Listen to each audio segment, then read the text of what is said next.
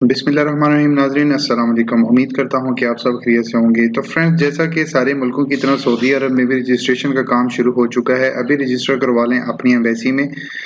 Saudi अरब में corona virus के फैलाव की रोकथाम के लिए जो फ़ज़ाई पाबंदियाँ लगाई गई थीं, ऐसे पाकिस्तानी अफराद या फिर ख़ानदान जिनके वीज़ाज़ 30 अप्रैल 2020 से पहले या फिर 30 अप्रैल 2020 तक वीज़ाज़ एक्सपायर हो रहे हैं, उनके लिए ये इन्फॉर्मेटिव चीज़ है कि आपके सामने ये एक फॉर्म खोल के रख दिया है। आपको ये फ़िल करना होगा। ये इतनी लंबी वेबसाइट आप लिख नहीं सकते हैं, तो मैं ऐसा कर देता हूँ कि इसी जो वीडियो देख रहे हैं, इसी वीडियो की डिस्क्रिप्शन में आपको एक लिंक मिल जाएगा, जैसा कि ये लिंक है। आप जस्ट इस पर क्लिक करेंगे तो आपके सामने एक ये वाली वेबसाइट खुल जाएगी। आप इस वेबसाइट का थोड़ा-सा नीचे लेके आएँगे, तो यहाँ पे लिखा हुआ है रजिस्टर्ड नाउ। आप रजिस्टर्ड नाउ पर क्लिक करेंगे, आपके सामने यही फॉर्म खुल जाएगा जो कि मैंने आपको जिसकी डिटेल बताने वाला हूँ।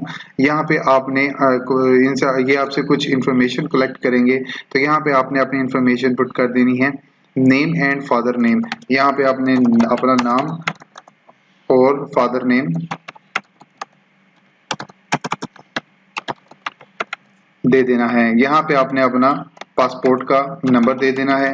ये मैं फेक वेब चीज़ें डाल रहा हूँ, आपने बिल्कुल वैसे ही करनी है जिस तरह यहाँ पे इंफॉर्मेशन है, क्योंकि मैं तो सऊदी में हूँ नहीं, मैं सिर्फ आपके इल्म में इजाफा करने के लिए ये वीडियो बना रहा हूँ।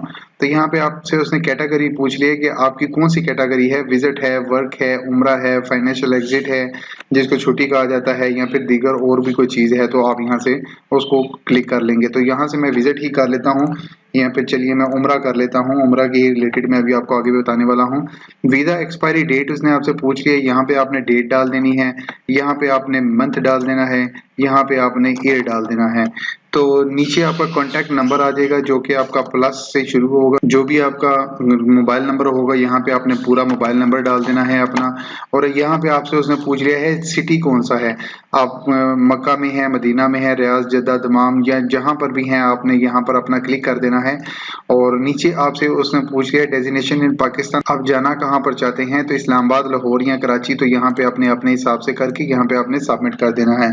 मैं सिर्फ सबमिट नहीं करूँगा क्योंकि मैं तो यहाँ पे हूँ नहीं, मैं नहीं चाहता मेरी वजह से एम्बेसी वालों को कोई डिस्टर्बेंस या मेरे पर कोई टाइम थोड़ा वेस्ट हो कॉल वगैरह करने पर। तो आपने जस्ट यहाँ पे इसको सबमिट करना है, आपकी एप्लीकेशन एम्बेसी तक पहुँच जाएगी। आपको साथ साथ मैं ये बताता चलूँ कि जैसा कि आपको पता है, मैंने पहले भी आपको खबर दी थी, जिस रिलेटेड मैंने आपको खबर दी थी कि फ्लाइट्स जाएंगी, तो कल के दिन में तकरीबन 250 बंदा उम्रा ज़ाहिरीन जो है सऊदीया से पाकिस्तान चला गया है। कल के दिन में एक और फ्लाइट जाएगी जो कि यहाँ से रजिस्ट्रेशन भी लोगों ने करवाई है, जिनसे एम्बेसी ने रब्ता भी किया है, वो भी गए हैं। इसके अलावा जो उम्रा पर आए थे वो लोग वापस जा रहे हैं। दूसरा जो शेड्यूल होगा वो लोग जाएंगे जो जिनके वीज़े एक्सपायर हो रहे हैं, जो विजिट वीज़ा पर आए थे। उम्रा वीज़ा के तो ख़त्म होने के बाद विजिट वीज़ा वालों की बारी आ जाएगी, फिर उनकी बारी आ जाएगी जो फैमिली वीज़ाज़ पर लाए हुए थे। तो ये ऐसे करते-करते उम्मीद करता हूँ कि 28-29 तक काफ़ी से लोग तकरीबन 10,000 की एस्टिमेटेड लगाई है उन्होंने कि इस महीने के एंड तक 10,000 बंदा सऊदी अरब से पाकिस्तान में चला जाएगा। और इसके अलावा मैं आपको ये बताता चलूँ कि जो अकामा होल्डर हैं, अकामा होल्डर के लिए भी यही सीन है कि इन सब के बाद उनकी भी बारी आ जाएगी, आपके लिए भी एप्लीकेशन फिल करना ज़रूरी है। उम्मीद करता हूँ कि आपको ये वीडियो अच्छी लगी होगी। अगर वीडियो अच्छी लगी हो तो वीडियो को लाइक ज़रूर करें, साथ ही साथ चैनल को भी सब्सक्राइब कर लें ताकि सऊदीया से आने वाली और जितनी भी खबरें हैं आप तक आसानी से पहुँच सकें। Thanks for watching. अपना ख्याल रखिएगा। अल्लाह हाफ़िज़।